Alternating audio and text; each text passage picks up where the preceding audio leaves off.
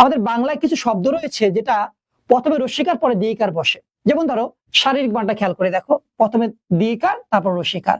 80-20 প্রথমে দীর্ঘিকার পরে রস্যিকার। মরীচিকা প্রথমে দীর্ঘিকার পরে রস্যিকার। পরে দেখো প্রথমে রস্যিকার পরে দীর্ঘিকার পরে আবার রস্যিকার বসে, এমন কিছু বানান দেখো।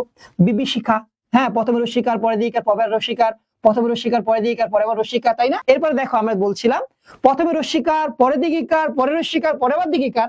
যেমন ধরো দিশিথিনি প্রথমে রস্যিকার পরে দীর্ঘিকার পরে আবার রস্যিকার পরে আবার দীর্ঘিকার, দুটো দীর্ঘিকার হবে।